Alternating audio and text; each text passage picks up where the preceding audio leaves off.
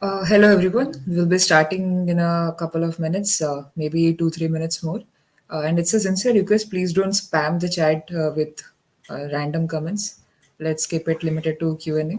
And yeah, we'll be starting in a few minutes.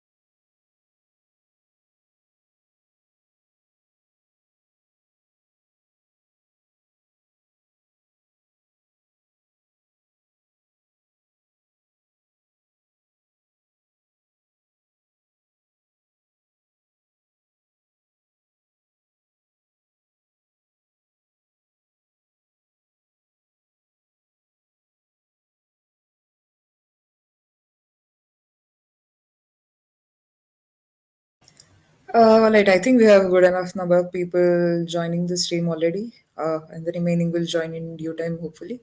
So, good evening, everyone. Welcome to the CV building session organized by the training committee. I'm Sai Vanshika. I'm a final year student from the Department of Chemical Engineering. So today's session is more going to be a very elaborative session on how to essentially have a good resume, the do's and don'ts while have framing one resume, and we have some very well-established seniors with us. We have Ishan Desai. He's a employee in Oracle. We have Shriya Aishwarya Pati. She is working in ZS Associates, and we have Kanesh Singh, who is working right now in Krishak Bharat Cooperative. So these three speakers will be covering a lot of aspects on how to have, frame an attractive resume and how to ace your internships and placements. We'll be having Q&A session at the end. Meanwhile, throughout the session, if you have any kind of questions, please feel free to drop it in the live chat, and we'll be taking each one of them at the end of the session. And I hope you pay undaunted attention to whatever is being discussed, because this is very essential. This is going to be very essential, especially for the sophomores and the pre-final years. As you all know, resume is that first stage of testing that you face. It's more of an identity card that you take over while appearing for any kind of an interview. That's completely the basis on which your interview is going to happen, on which you're getting going to get shortlisted for the interview itself. So, without any further ado, I'd like to call upon Ishan Bhaiya to start the session. Yeah. Hi guys. Hi. Just give me a confirmation. Am I audible? Okay. Cool. So yes, as Vanshika correctly mentioned, right, a good CV is indeed an identity card that you take into your examination and all. For me, it's you can also compare it with your Instagram bio for six, right? Instagram bio, DP, anything. So whatever an interviewer sees about you, whatever he gets to know about you, is from this CV. So it is very important whenever you are applying for roles, whether it be in software market, in core sector, or in analytics sector. It is very good to have a good and very well developed CV. Okay. So in this session, we will discussing some generic stuff that what makes a good CV, some sector specific stuff as well about software analytics and code, right? So I guess we can get started up with that. Yeah. Next slide, please.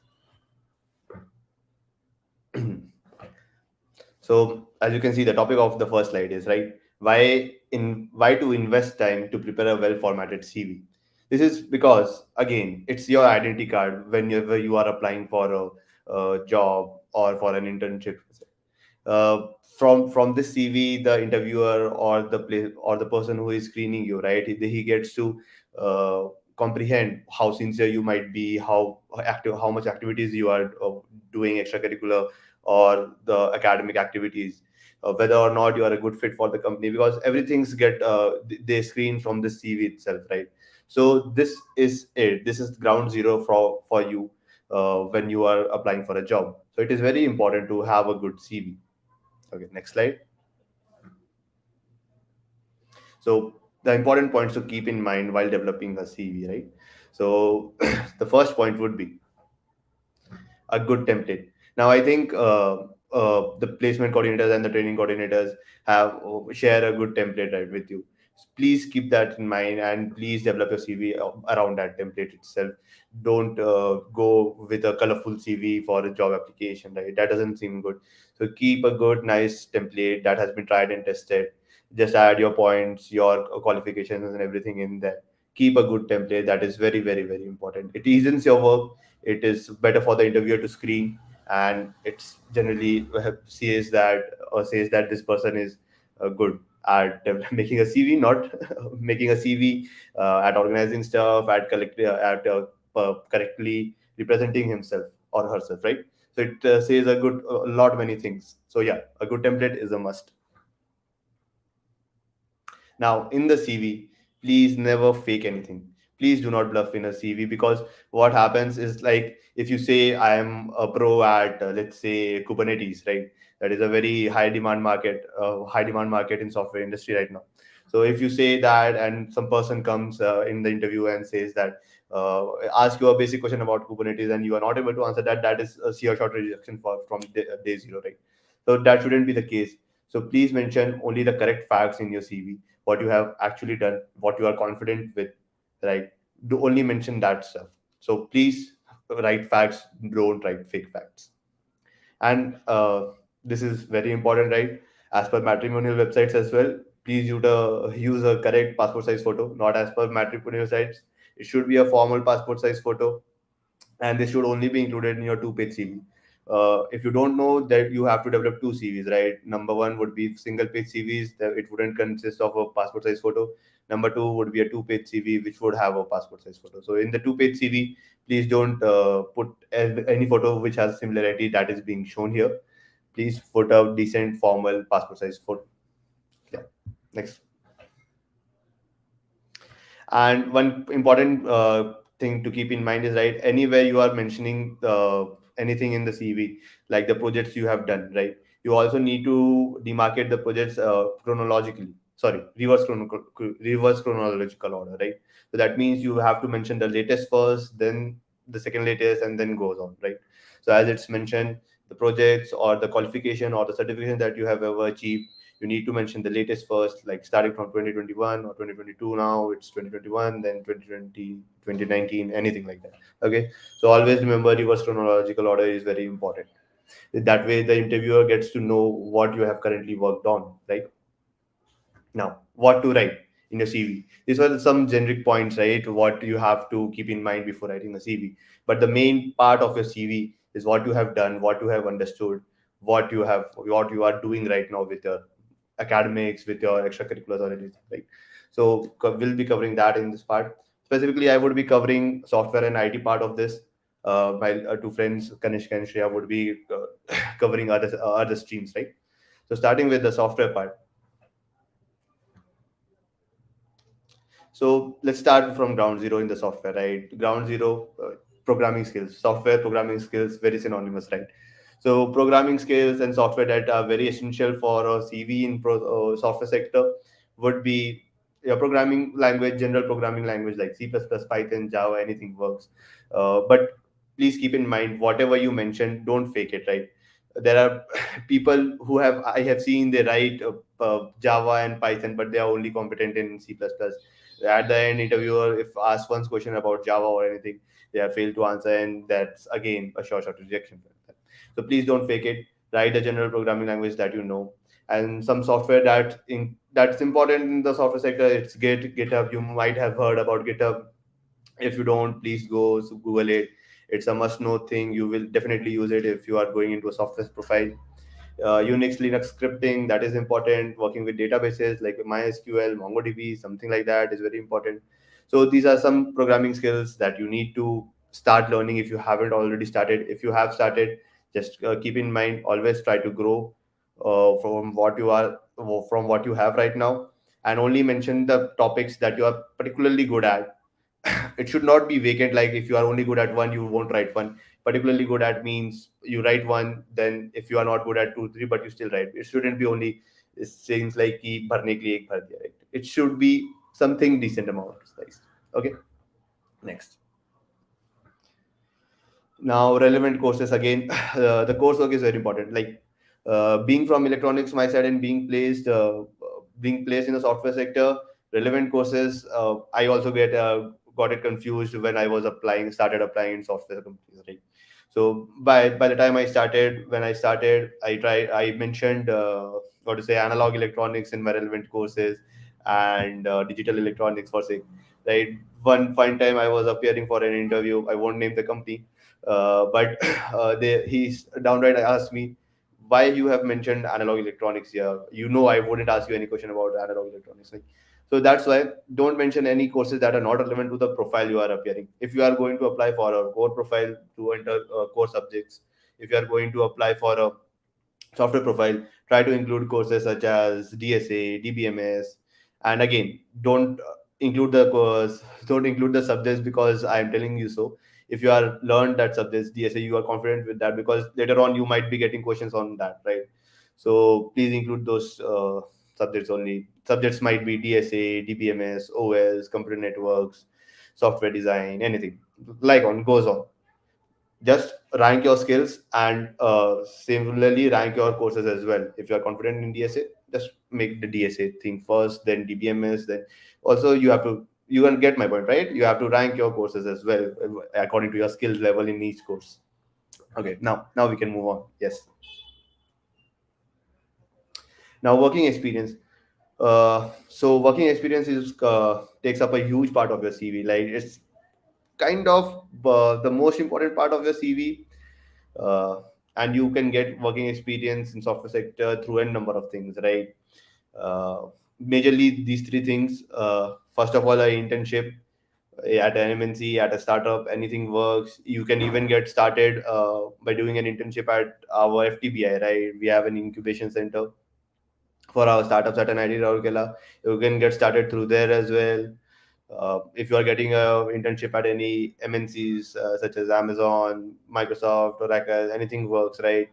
Doing an internship is a great way to get started in the software sector. You get to learn a lot through internships, because uh, you get to interact with the team, learn how to develop collectively on a singular product.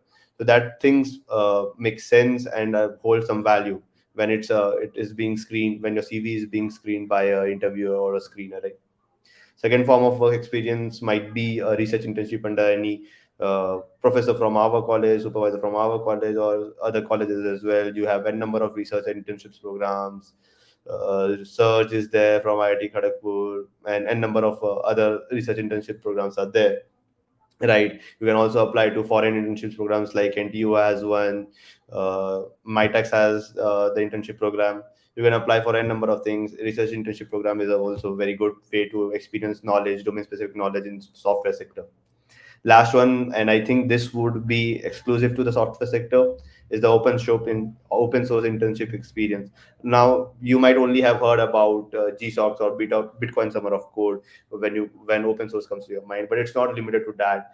Open source is a very huge world, very very huge world, and you can apply to any open source projects. There a number of projects outside of GShock, uh, KWOC, and anything. You can even apply to college level of open source programs. As I mentioned, there is a very good program from Kharagpur, IIT Kharagpur. It's known as KWOC, Kharagpur Winter of Code. You can apply there, make some open source contributions to any projects that you have the liking to, right? That you think you can come contribute good enough. So these things hold some value because first of all, you are applying something on others code, right? You get to know a lot about the code from other people's perspective, what they have written. You get to understand a lot.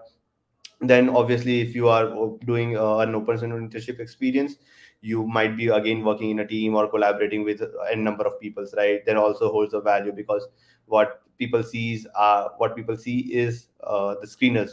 By people I mean the screeners or the interviewers see is that this person has some experience on working as a team or collaborating with a number of peoples, right? So that holds a value, because in the company you have to do so. You won't be single-handedly given a product or single-handedly given a service. There will be 5, 6, 10 people, 15 people in your service team, or in your particularly close group of people that you would be working with, right? So that holds some value, because you are coming with some experience in working as a team and using tools like GitHub and something like some other softwares, right? So that holds some value. Yeah, we can move on to the next slide. Yes. After the work experience come projects, right? Now, I understand many of you might not have work experiences, right? So to compensate for the work experience, it's very important that you get started with personal projects as well. So personal projects can be on any topic, right? The topic might be from web development, app development, AI, ML, cloud computing, blockchain. You can even create your entire app and then deploy it on the cloud, or using Kubernetes or something like that, right? So it's very important. If you don't have work experience, compensated with projects. If you have both, it's well and good. 100%, it's 100% you are going into an interview with a good amount of knowledge, right? And again, try to pick, if you are if you don't have projects right off now, right, try to pick projects that are industry relevant right now. Because what happens is, like, right now you might have be hearing the buzzwords like blockchain, solidity, then Kubernetes and React. I have used in this session this terms in this session multiple times right now. Okay, so what happens is, like, these are very buzzing words in the industry, and people are actively hiring in this market as well right now, is in the recession as well. So if you are trying to develop project, try to include these buzzing words, these buzzing technologies that are currently being used and currently being adapted in many companies. You can, if you are going into web development, you can use React. Going into cloud computing, you can use Kubernetes. Blockchain, you can use Solidity to develop on Ethereum, and number of things you can do. It just takes a simple Google search to find out what is currently buzzing, right? So pick an industry relevant project right now. And project under professor, you can also mention some projects under professor that you have done. That also works. But keep in mind, if you have 10 projects or 20 projects that you have done and you think you are a pro, and you don't go and mention all the projects down there, right? You only mention top 3 or 4 projects that have good amount of work done on, right? And you can at least give a 10 minutes or 7 minutes explanation to the interviewer or to somebody about that project. If those criteria are met, then only keep the project in the CV, right? It's not like I have just made a login page and then uh, put it in my CV. If that is, you have done nothing apart from that, that's well and good. You have to keep that in the project, but that might be starting point for some, and you have might have done many other projects apart from that, right? So try to mention best projects that you have done a good amount of work on, right? And try to include team projects more than singular projects. Yeah, we can move on. Okay. I guess we will hand over the baton to Shia Didi. Thank you so much, Ishan. Hello everyone. I'll be taking over the analytics and consulting part of this session, and I'm currently working at ZS, and I have applied to a couple of companies when I was an undergrad in NIT. So I think my insights will help you a bit in preparing a good CV, which will help you stand out. Can we move to the next slide, please? Okay, so the first thing that you should be like putting in your CV is your skill sets that you will be having. So the things that I've mentioned here are things that should not just be in your CV, but something that you should also be knowing.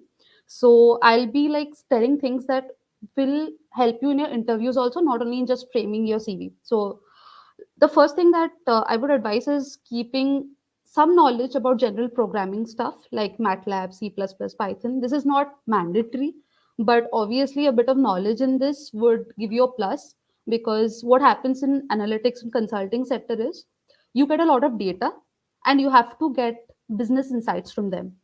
So when you are handling a lot of data, Python are this tools really come and help. So if the skill sets are mentioned in your CV, you will obviously be provided an edge over others. So I would advise that just don't deep dive into it a lot, but have a general knowledge of them, which will even help you in your interviews. They might be questioning you a bit about it, so be prepared for them. But yeah, having a bit of knowledge on general programming is a plus always. The second thing is learning analytical tools like Excel, SQL, and Tableau. I just cannot emphasize more on how important these three skill sets are. Like on everyday, day-to-day basis, I have to use these three tools regularly, rigorously. So keeping these things in your CV, especially Excel, SQL, and Tableau, will just you might be questioned a bit on them, and I will tell you further like how you can enhance your skills on these three tools so that you can be able to answer questions also. But it is important to note that these three skills are very important, and I would advise that if you want your CV to be highlighted in the interview and come out in front of others, then remember to add these three skills in your CV. The third point is like obviously when they will be coming, they might conduct some case interviews. They might conduct some things where you might be questioned about the business aspect of things. So and I understand that you being in the engineering background, it is very difficult for us to know a lot of business concepts. But I will suggest you some courses also later on, which will help you in understanding those business concepts, like the revenue numbers, the sales, the gross, the profit numbers. So like you should be understanding how a business model is. How do you go about calculating what is the total revenue, how do you know the profit of a company, revenue minus cost? So what are the fixed cost, what are the variable cost, stuff like these. So these things will help you in an interview. I know that you cannot add these skills in your CV, but these are the things about which the knowledge will help you in your interviews eventually. The fourth thing is solving estimates and puzzles. I think every analytics and consulting interview that you will face in your undergrad level will be having them. Like there might be a round completely on them, like in ZS, especially, there is a round when you are completely asked estimates and puzzles. So I cannot emphasize more how much guesstimates you should be practicing. If you want some sources on that, you can search on YouTube. There is a video from I am Lucknow. where they have solved a lot of guesstimates. So you can follow that YouTube channel. They have some amazing guesstimates over there. Follow the Case in Point by Marcus Andino. That's a beautiful book which will help you in understanding the cases and deep diving into the business aspect of things. So those are the things I think you can follow. I'll be also mentioning them in the chat, like if you want to take a note of them and prepare for them. Can we move to the next slide? Okay.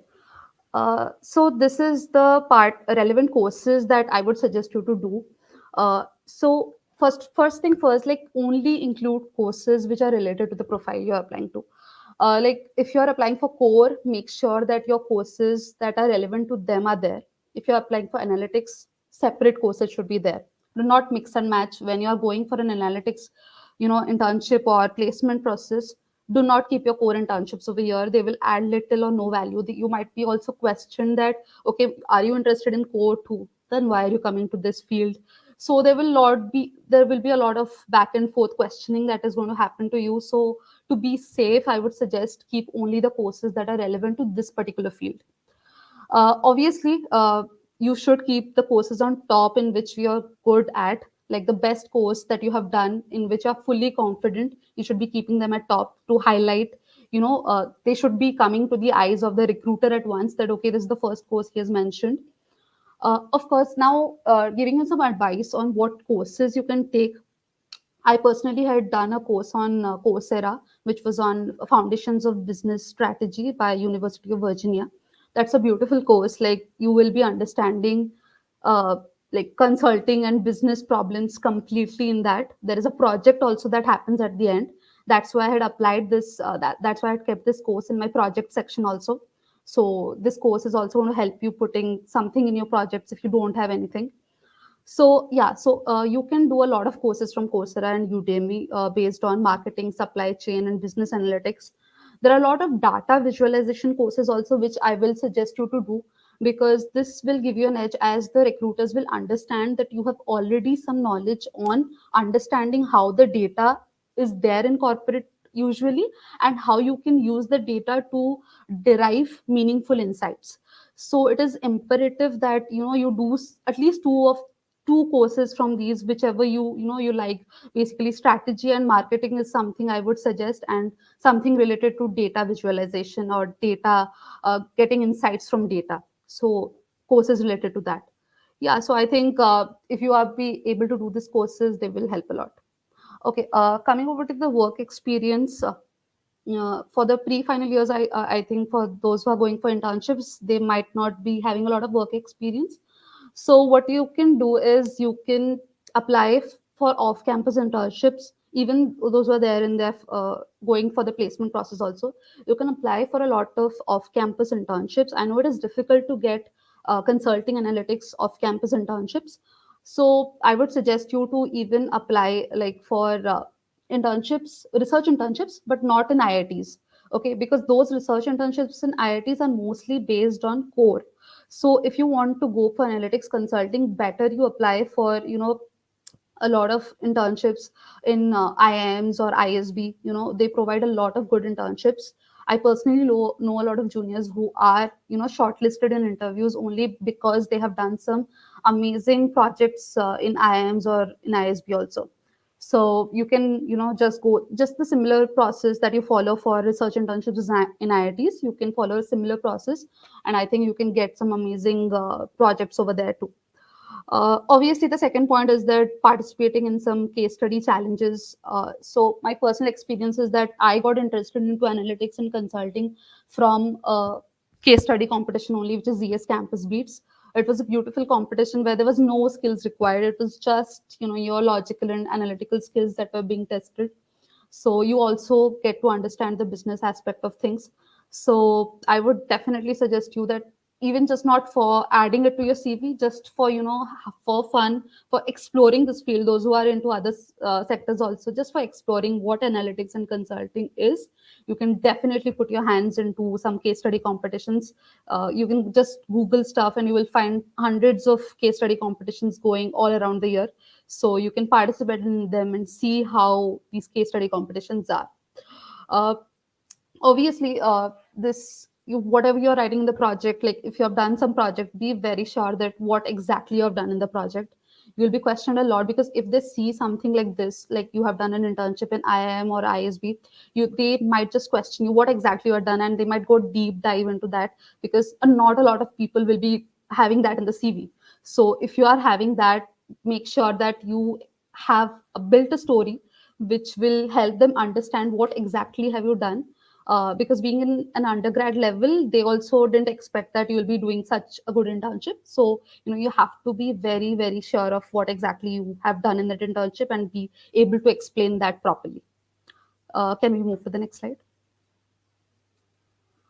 Okay, so projects, as I told you, like this can go into your work experience sector also, in projects also, if you have done some internships in IIMs or ISB.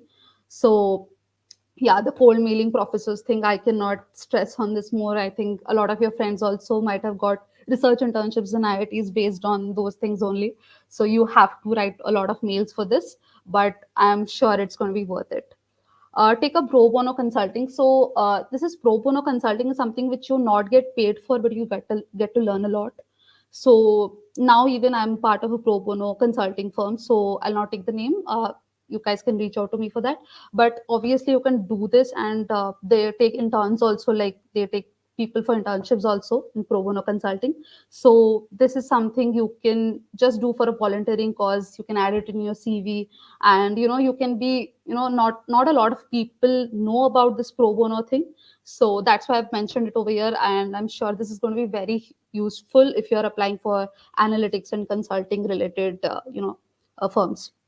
The third point is explanation in the CV should okay. So what I wanted to mention over here is that in the description part, like when you mention that okay, I have done this project, and then you add 3 4 lines for explaining what you have done in that project, you should maintain a pattern while explaining that. So that it should not be half wizard as you are writing something and describing, writing a story completely. It should not be like that. There should be a problem statement that you worked on, and then there should be tools that you used while working on that project.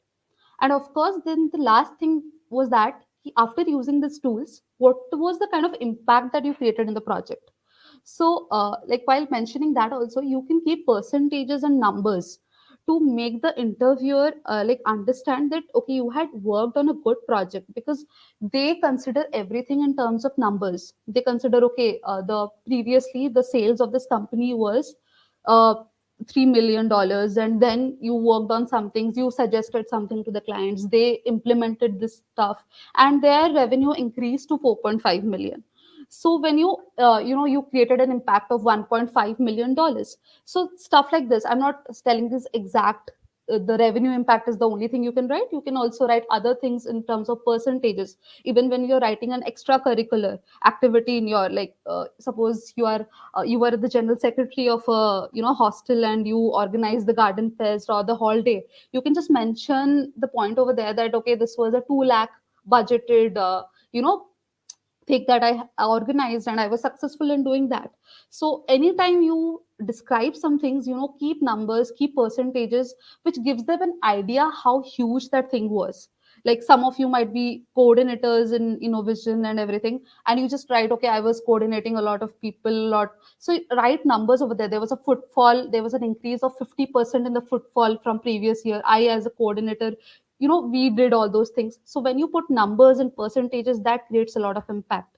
So I would definitely suggest, when in the explanation part is very critical, they read that thoroughly. And if you are writing in this format, they will be able to understand how sincere you are, and how nicely you have structured your writing over here. I think that would be great if you do it this way. Can we move to the next slide? Yeah, so now let's talk about some generic stuff that was all about analytics and consulting. Let's talk about how you can frame your extracurriculars and achievement section. Coming to the extracurriculars, I'm sure there's an extracurricular sections, and all of you must be a part of a lot of clubs and everything. So what exactly does this section do? Like, you, from your first year, you have heard clubs are important, they're not important. It's all about how you sell them in the interview. Okay, you might be having 3 4 clubs, but if you have not mentioned things properly, if you have the kind of thing that I've explained earlier, that percentages, numbers, making them understand that how impactful that extracurricular was is very important. So extracurricular, what do they reflect? They reflect your leadership and team management skills. So if you were the president of a club, you have to mention that I managed a club which had 200 people in the team, and we organized this fest where we had a budget of this much. I handled a budget of 30,000, and we organized this many number of fests or events, and we were successful in doing that. So that kind of things will reflect that okay, you were able to manage such a great team, because finally when you move to corporate, you will have to work in teams, you will have to collaborate with others. So it is very very important to have some extracurriculars which will show them that okay, you are a team player and not just someone who works on his or her own. Having good number of extracurricular in your CV can tell a lot about your personality. That's because they will be able to understand, okay, this person is not only just good at academics, but someone who was actively involved in what is going outside of books and everything. Because finally, you will not be giving exams when you move to corporate. You will be handling people. You will be regularly dealing with your bosses and managers. So it's imperative that you should have dealt with a lot of people to know how to work in a team, how to collaborate with others. So to understand what kind of personality you have, they should see what kind of extracurriculars you have put in. If you're good at sports, if you're done some good fest organizations, which clubs are you part of, debating club or whichever clubs you're part of will show okay, you were genuinely good at those things. So obviously, the third point is very interesting. You will be asked a lot of HR questions in your interviews, and most of them come from here only, from your extracurriculars. Like they will be trying to understand what kind of situations you were there in, and how did you come out of that. You were managing two, three clubs along with academics. A general question that they are going to ask is, how were you able to manage? Your academics are also good, your CGPA is good, and you were a part of n number of clubs, but still you have maintained everything. So that is the point that you can use to explain them. Okay, in spite of having a lot of working hours in my future company, also I will be able to manage my personal life. So that is something can be able to pitch in if you have n number of extracurriculars. Now, articulating your extracurricular well in the resume gives a sign that you are able, just the thing that I mentioned over here, that obviously you need to explain them that you have done a lot outside academics, and that is the thing that plays a lot of role in understanding that what kind of person you are. Can we move to the next slide?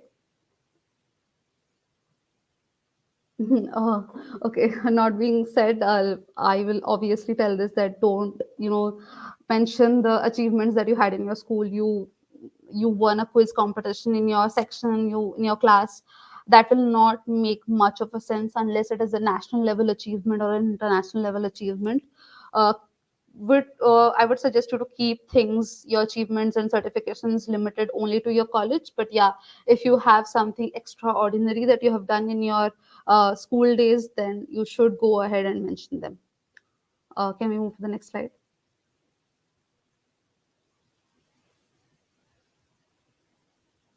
Hello. Can we move to the next slide, please, Anshika?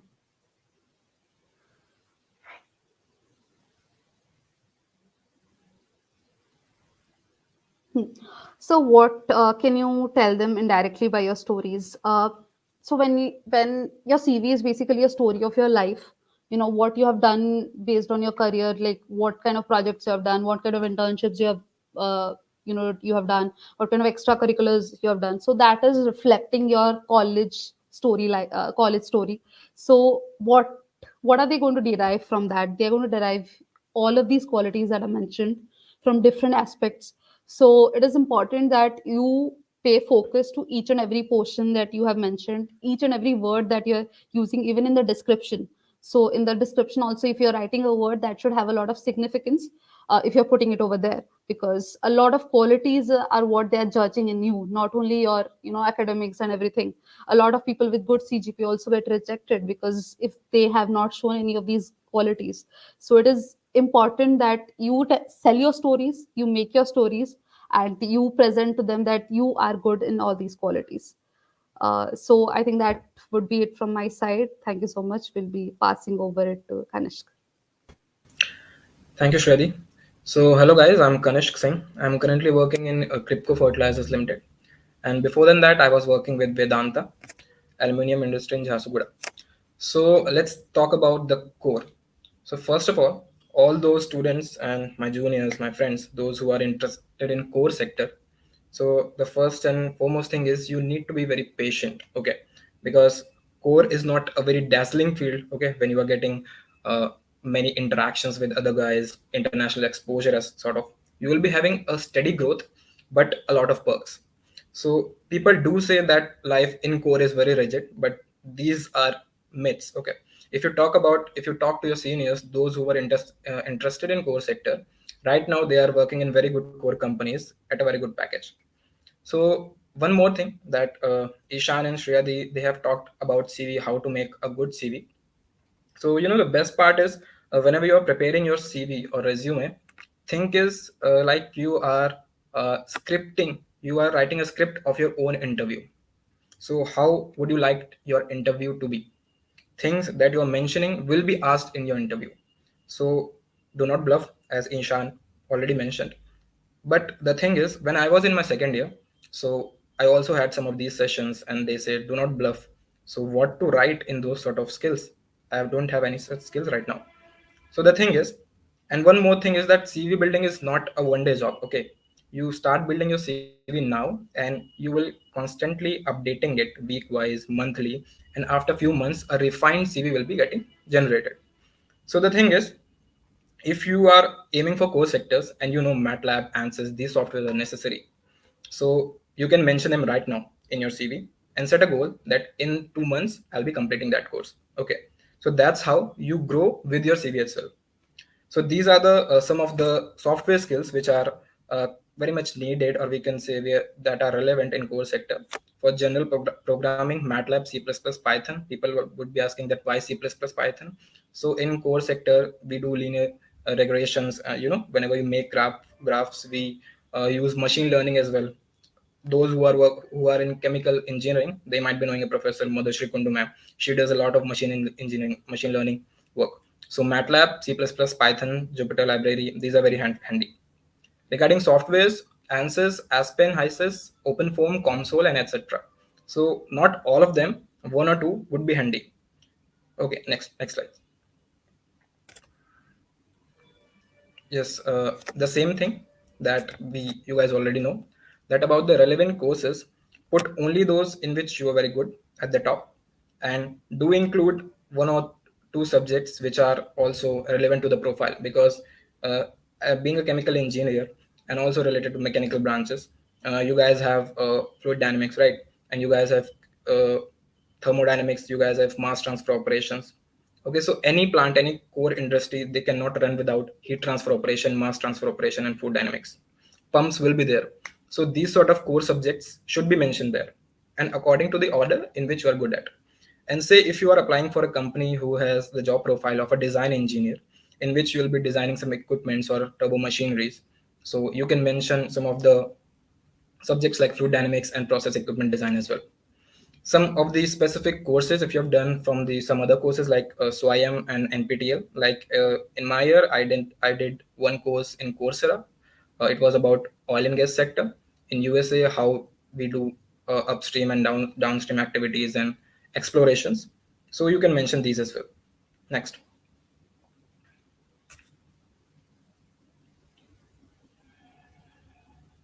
There is lag.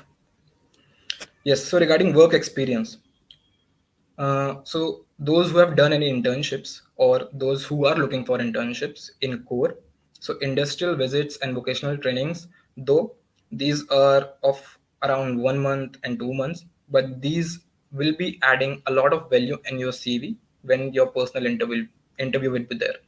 Because in core sector, it has been seen that the interviewer, if they see one of your internships or projects which are related to core sector or industry, they keep asking things about that, because all the basic subjects will be covered.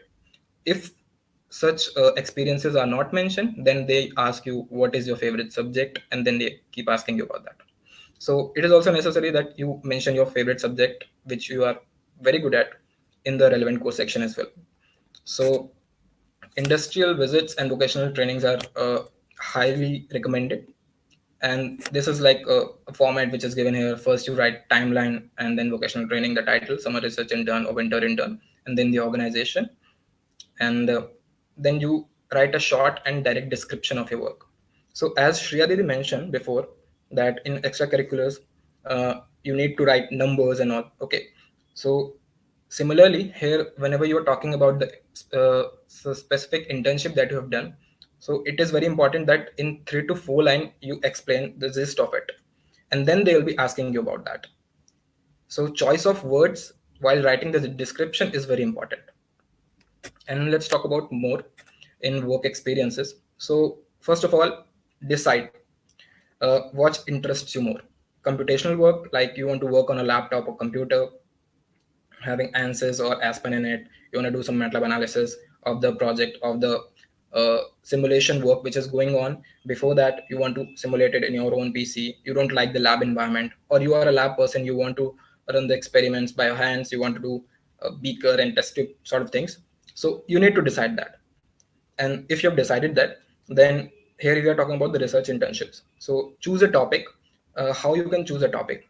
See, in your second year, third year, some of the subjects that you have studied, you might be interested in few of them, and choose a specific topic. uh, you can also talk to your professors. Okay, do not shy in these sort of things. Go to your professors, have a generic talk that you are interested in this particular topic of that particular subject. Okay, and then you can prepare a SOP template. What is SOP? SOP is statement of purpose. So here, because we are bounded with time, so we won't be going in details about SOP. Maybe somewhere later we can have such sessions.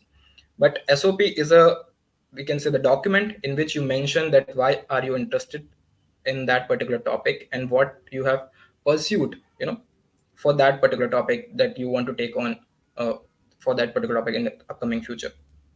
So if you have a topic, then what would you do? You would try to seek for a professor to work under them. Okay. So make a list, make an Excel sheet or Google sheet, which comprises of all the emails of those professors, those who are working for that particular topic of good colleges. And the best way is to start from your own college. Reach out to the professors, those who are working on that particular topic, and try to communicate with them and get some work, be it small or be it a bigger project. Just try to get acquainted with the things which are required. Okay, because it's a, we can say, sequential growth in sort of a research internships. First you get to know the basics of that particular topic. Okay, and then you proceed that what are the equipments and how sort of, what sort of knowledge is required. Then you will do some literature reviews, and your professors can also help you with the letter of recommendations for better professors. Okay, and then after that you need to mail them at the right time. So there are two different things. Yeah, next slide. There are two different things that for the research internships, there are some specific programs which are like IT Roorkee, Spark, IT Gandhinagar, SRIP, IT Kanpur Surge, Indian Academy of Sciences, and uh, NTO of Singapore. So you just need to check on the deadlines of these applications. And for each and every of these, you need to keep one SOP handy related to that particular topic. Yes, and the similar thing which is already told. So for those who are not interested in research ones, they want to pursue their careers in the industrial area, plants, or those who just want to try, let's see how it goes.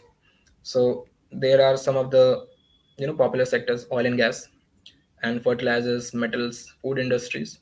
So these are the few of the plants, and we can say industries which generally take interns. And the way to get these internships is totally off campus. It based on your jugaad. If you have any of your seniors, if you have any of relative members who are working there, you can just get in touch with them. They will talk to the HR department. Then you will be following all the proceedings which are required. So but just that, do uh, check if anybody in your connections is working in these sort of companies. Next. So regarding the projects, because for a second year guy who is in second year, who is preparing his or her CV, we don't have much to add in work experience and projects, right?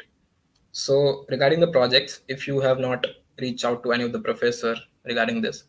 But the thing is, if you start learning softwares like ANSYS, Aspen, and you are studying about heat exchangers, so just open YouTube and see how do you design a heat exchanger, how do you design a distillation column, how do you make a flow sheet on DWSIM on Aspen. Okay, so even though if you're not having any titled internship anywhere, you can make projects on your own, right? Like Ishan mentioned, in the software field you can make something and you can make it live on the cloud, like that. You can keep your projects ready like that. Okay, simulation projects, especially in ANSYS, COMSOL, and Aspen. And again, if you have worked in the industrial area, though in industries you won't be getting projects because it's about 1 month, so you don't have much time to do a project in vocational training. But still, if you get a problem, if your advisor there, supervisor there says that this is a particular problem and you need to work on this particular thing, so you can mention that particular thing in the project section as well. Again, if you are taking part in any technical competition like Azeotropy is there in IIT Bombay, there was a competition which is called Pump It, in which we make a pump. So we designed a centrifugal pump, so I could add that as a project as well. So similarly, if you're taking part in any sort of those competition, so their problem statement you can form it in sort of a project, because this is a live project, a real project that you have done.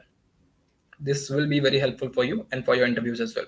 And just make sure whatever you are mentioning, you are writing a script of your interview, so you should know each and every bit of that.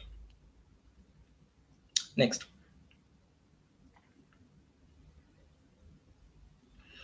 So now we'll be covering that some of the do's and don'ts during the CV building. Next. Yeah. So as you can see that first of all, we talked about that we should have a good template, and TNP has made the things easier for you, that they have given you the code of that particular template. Just that you guys should, what you should do after downloading all those things, writing the code there, copy pasting the code there, you guys should get acquainted with latex, how to edit things in latex, how to add a vertical space, horizontal space, ruler in latex. It's not a very hardcore coding, just that you need to apply a bit of logic that you might be having. I hope you guys all have passed C++ or C classes in the first year, so it won't be very much of difficulty. So it is advisable not to leave much empty space. Add things and give them some description as well. Okay, right side of the first page CV should generally start with the project section, project or work experiences. If you are not having work experiences as such, then you can mention work experience / projects for the sophomores I'm talking about.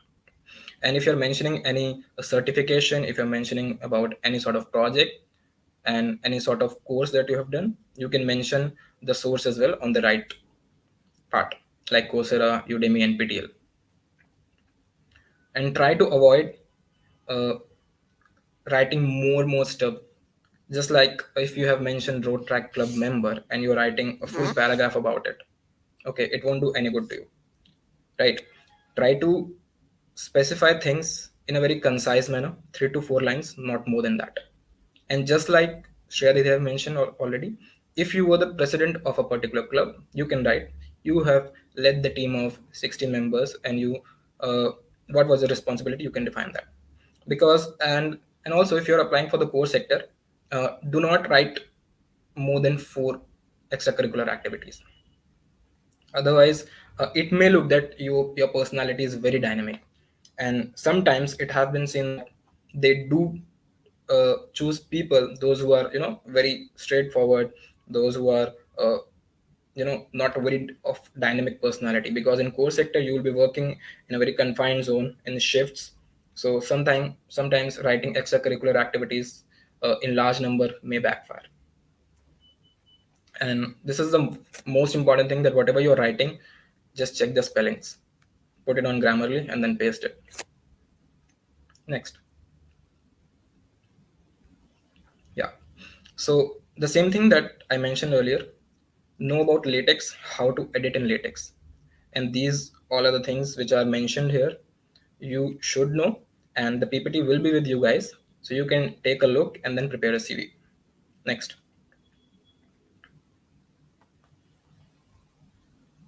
Yeah. So before Q&A, again, all the things which are mentioned already about from the end of Ishan and Shriyadi, these are very important. Just that you have seen that three people explain different things in a different way, because all the streams are very different. And those who are confused that they want to go in analytics, they want to go in core as well. So you need to decide at a point of time that what is your field in which you want to go. So those who are in sophomore year, they have the time, they can try things, they can go for research internships, they can go for industrial exposure as well, and at the same time they can do some of the analytics work, they can learn the softwares like Tableau and all. So do keep experimenting so that at least you will be able to figure it out that what do you want exactly. And those who are in pre-final year, I hope that right now you are much clear about the particular field that you are looking for. So aim for that. And the most important thing, about our NIT or about any sort of engineering colleges, the culture that we get from our seniors. So do keep in touch with your seniors, because all the things that we have mentioned here, we learned it somehow or in other way from our seniors as well. So utilize that network, okay, exploit them. And yeah, that is it. So right now we can open the stage for Q&As, and we can then answer it sector wise. Thank you guys.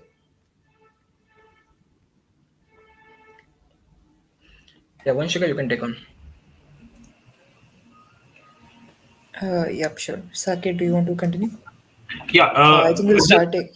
Yeah. yeah, just a couple of things that they have mentioned in the chat. We'll be taking questions. You can mention each of your questions in the chat section. We'll be taking that in the order, but to address some things that general uh, things that people were confused about. Uh, for sophomores, we'll be sharing the latex link that the placement committee asked you to prepare your CV. So we'll be also sharing this PDF, so you have a reference point as to what does the template look like and what sort of mistakes you're advised to not do. So please ensure that like you are doing this comparative, and we'll be asking for your CVs later for review itself. So make sure that you're keeping your CVs ready. That is one thing. And regarding the sources of multiple things mentioned here, like where you can study, etc., we'll be sharing them with you in due, like in the upcoming days, as to where you can like learn certain courses, etc., etc. And we'll be guiding you in terms of where you can do certain certifications or learn guesstimate, case studies, or certain softwares, etc., etc. So yeah, if you have any questions, we'll be taking them right now. Okay. I'll be just pinning some questions for you to see. Okay.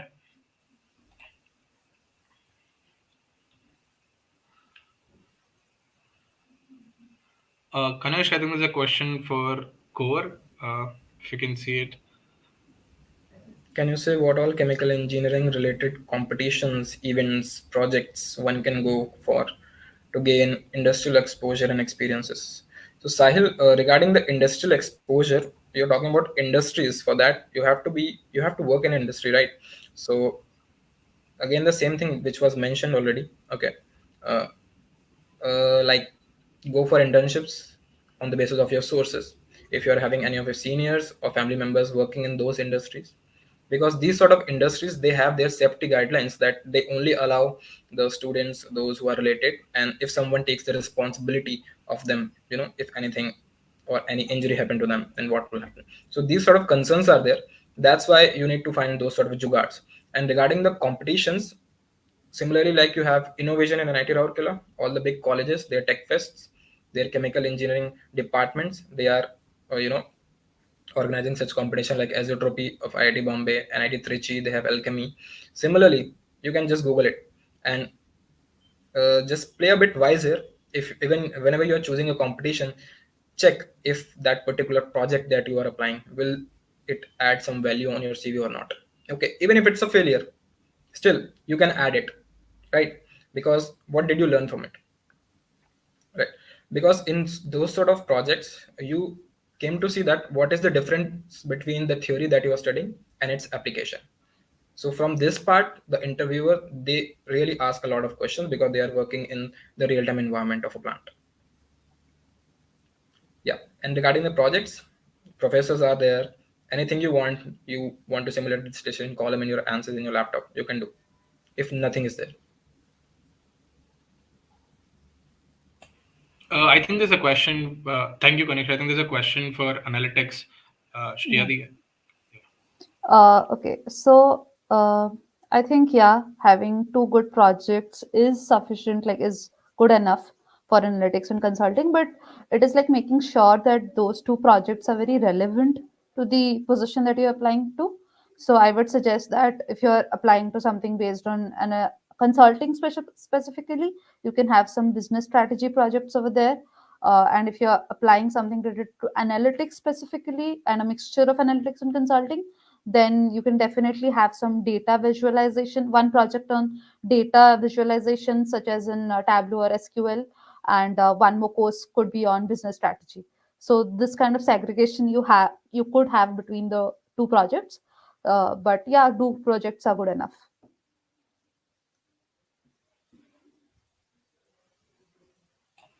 Yeah, I think there's a question for software as well. Ishan. Yeah, please explain some more about off-campus internships since low branches aren't allowed for all tech intern on campus. Well, what I think is a great way to get into off-campus internships is obviously first of all every company go through off-campus internships as well, right? So be aware. First of all, stay aware about there are career pages on every company. Google has a career page, Oracle has a career page, Amazon has a career page. So every vacancy that goes on there, and then for after that they do the hiring, right? So first of all, keep aware of the career pages, apply for all of them. Secondly, there would be LinkedIn cold emailing as Kanish mentioned, right? So you can do LinkedIn cold messaging as well, cold emailing to the HR if you get the email as well. So that also works. But what I think is the best way is take parts in some competitions like hackathons. You might have heard hackathons are the greatest way for off-campus internships, right? What that is what I believe, because you get to learn a lot during a hackathon as well. And if you get to a finalist, if you get to be a finalist in a hackathon, you get a PPI, pre-internship interview. Yeah. Okay, I don't know the acronym.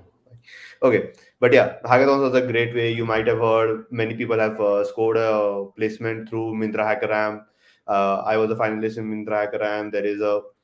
Uh, there is a hackathon from Amazon as well. Microsoft also does this mentorship program, so you can look for that as well. So those are also great way to get a off-campus internships if you are not into circuital branches as well.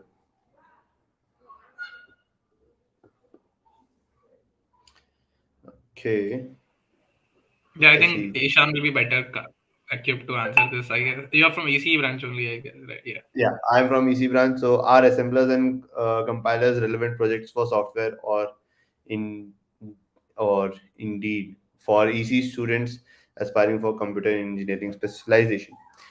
Well, I wouldn't say no because assemblers and compilers are very important. I personally read those, but if I have to prioritize, I would prioritize DSA, DPMS, OS, and computer networks over compilers and assemblers.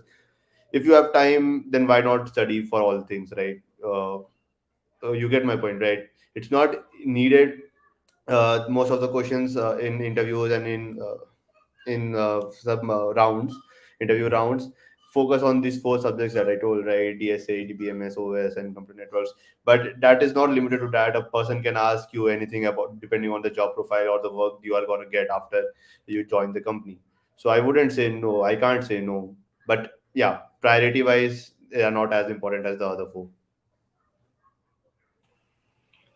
Uh, yeah, to answer general questions about competitions and in calendar, etc., etc., that will be majoritively done by placement committee. Where I think mostly the Sufomas have this confusion, you'll be added to a specific group where they'll be helping out in terms of timelines when the internship season starts. So all the competitions that you might take part in are in your respective domains, as well as the opportunities that might come both off campus, on campus. I think the placement committee will be guiding you in that regard. Uh, and I think there's one more question.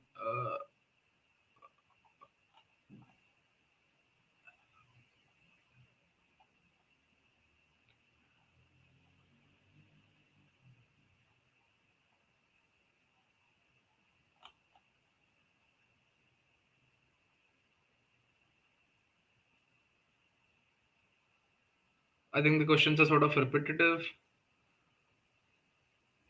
One second.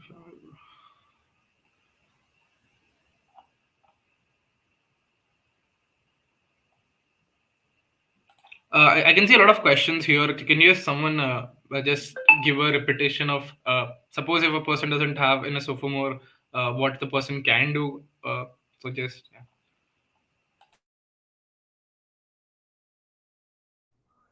Yeah, sure. Why not? I will get a head start. You guys feel free to join in, right? So yes, if you don't have any experience in projects, what do I do? First of all, start working on some projects, right? Whether it might be start learning something or based on the stream that you are applying to, right? Go to a professor in that stream, ask them if you can work, if they have any vacancy for any, help of an undergraduate in any of the work projects that their PhDs are working on. Be frank, go ask them, but do your due diligence. It's not like if you're not interested in ML, but you're still going to ML professor because that is the only vacancy there. Only that professor is allowing that. Keep your interest in mind. Ask those professors. First of all, that would be kind of a very good way to start. And secondly, after you have gotten some idea about what this is, you can start doing projects on your own. So yeah, I think you should first of all do that, and do use some Udemy or some Coursera courses. They have live projects that they teach, right, while doing the course. So you can, if you don't have any projects but you are short-handed in amount of time, you can also mention that. But Yeah, that is not advisable because many people do that. Yeah, so you wouldn't stand out. yeah. So adding to what just Ishan said, so if you don't have any sort of projects or work experience right now, so develop some skills which can help you in getting a particular project or something. Whatever subjects that you are very good at, whatever your branch or field is, just whatever your favorite subject is, just go through it. Many subtopics will be there. Okay. As again, people do hesitate in talking with the professors, talking with the seniors. Whatever topic you are having, you can surely find someone in the college who is working with that or something related to that. Just use your connections well, and then you will see that lots of opportunities are there even in the core fields.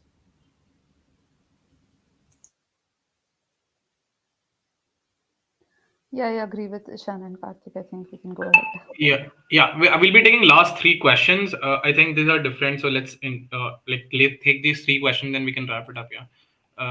Yeah. I think this question is regarding backlog, CGP, etc.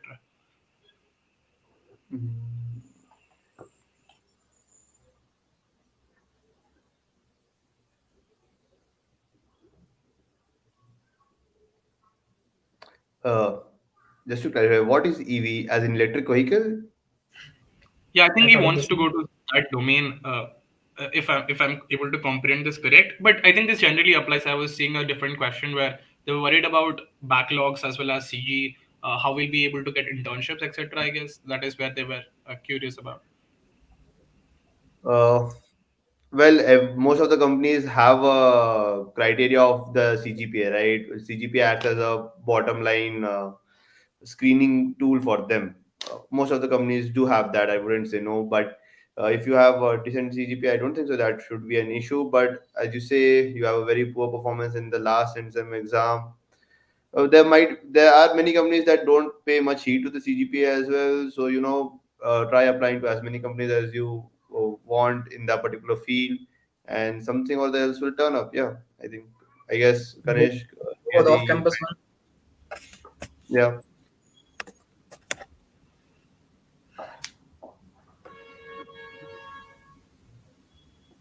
What are the skills the PSUs search to hire during on-campus core placements? It's a very tricky question. So, first of all, the most important thing that you should be eligible to appear in that particular PSU when it's coming, because most of the batch is placed till then. Okay, and our placement committee, they do have those sort of categories. So regarding the skills, the best we can say that have a good command on the core subjects, mass transfer operations and heat transfer, fluid dynamics, anything. Have a very good command on that. Basics should be clear, and nothing extra is needed for the PSU. Okay, Whatever you know, you should know it in the greatest possible depth. They'll ask you anything, because whatever you study in your classes, and when we see what is happening in the plant or in the field, it is way, way, way more advanced than this. For example, I'll give you something that you might have studied in distillation column. We have different number of trays. In my year, I didn't pay much of the attention on the type of trays that we study, but then I got to know that types of trays are very important. And you must not have heard about ejector sort of trays. This is a very specific details regarding chemical engineers. Just for example, I'm saying. So see, they won't be asking about ejector trays, but they can ask you what is an ejector. Okay, what is a pump? What is a compressor? So basic things should be very much clear for you if you know these. And for the PSUs, on the on campus things you are asking, so you should be eligible, you should be lucky enough to get through the last round. And sometimes categories plays a role as well. I mean general, OBC, SC, not to mention, but these play a very good role for the PSUs when they are coming to the campus, because they tend to take the category students from the good NITs, because they are fulfilling the general candidates from the gates. So that is it. Yeah, I think that is it from the question side. Yeah, Vanshika, you can take it. Yeah. Thank you everyone for joining this session, and special thanks to Ishan Bhaiya, Ganesh Bhaiya, and Aishwarya.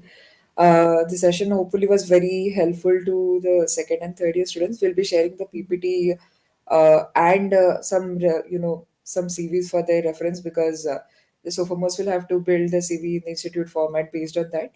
Uh, Apart from that, if the batch has any other questions which you might not ask here, you can DM any of us, or you can contact the speakers on LinkedIn or any other platforms that is convenient to you. And we'll be sending out forms about the CV review sessions and stuff like that. So I think with this we can end the session today. Thank you everyone for Yeah, joining. one more thing I would Thank like you. to add, that start writing your CV from now, because that is very important. Then you will keep adding things. Yeah, that's it. Thank you guys. Yeah. Thank you. Thank Thank Thank you you, you. very Bhaiya. Thank you.